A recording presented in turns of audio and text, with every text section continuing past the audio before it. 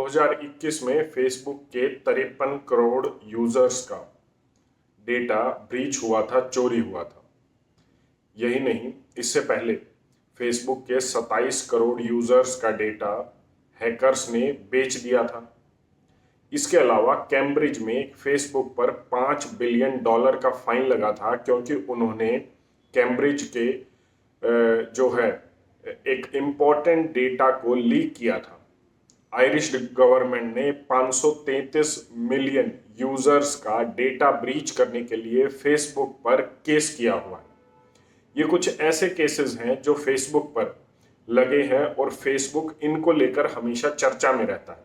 और अब एक बार फिर यही हुआ है।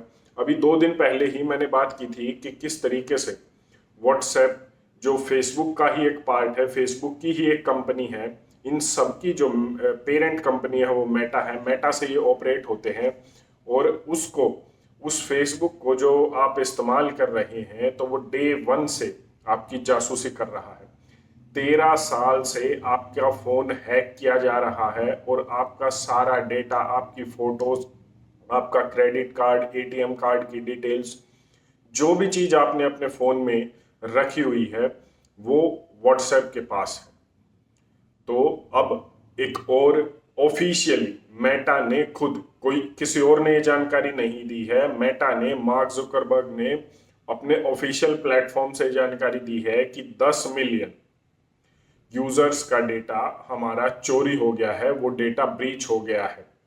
और ये डेटा, आप बेशक से कह लीजिए कि हमें कोई फर्क नहीं पड़ता कि हमारा डेटा चोरी हुआ है या नहीं, लेकिन अगर इस धरती पर कोई सबसे ज्यादा आज के दिन महंगी चीज है या इंपॉर्टेंट चीज है वो आपका डेटा है, वो आपकी निजी जानकारी है। इसी जानकारी से ही वो पैसे कमाते हैं, इसी जानकारी को वो बेचते हैं। आप किस समय क्या खरीदेंगे, क्या नहीं खरीदेंगे, आप कहाँ जाएंगे, किस तरीके की चीजें खरीदेंगे, आपकी जरूरतें क्या हैं, इन सब का एनालिसिस आपके इस डेटा पर होता है और उसके बाद उसी डेटा से वो लोग पैसे कमाते हैं। एक तो ये चीज है कि क्या बार बार इस तरीके से फेसबुक का या मेटा का डेटा ब्रीच होता है, और अगर हो रहा है तो उसके लिए ये कंपनी क्या कर रही है।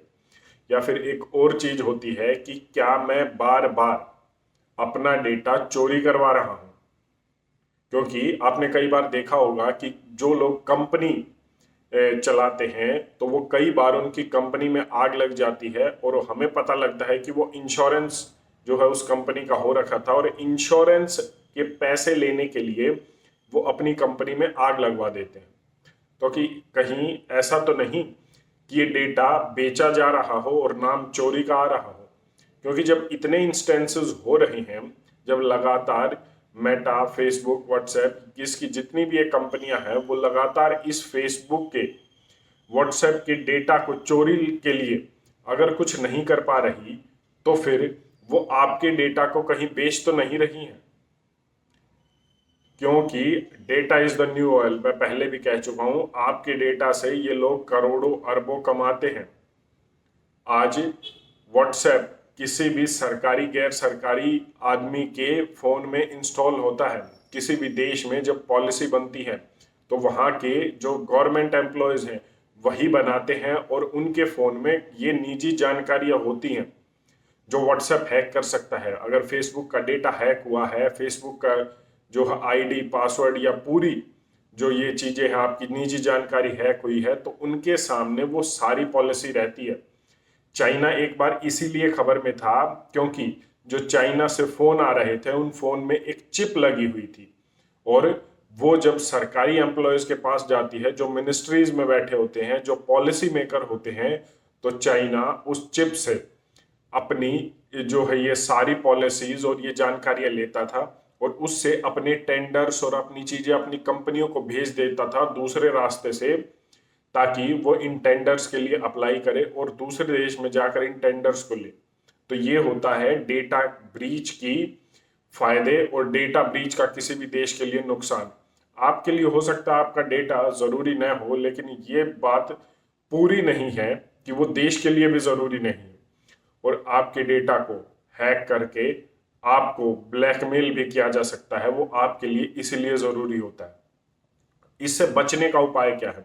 आपने अक्सर देखा होगा कि कितनी ब्यूटी एप्स आती हैं, कितनी चीजें आती हैं, इन सब से भी जो है डेटा, हाँ, जो आपका ब्रीच होता है।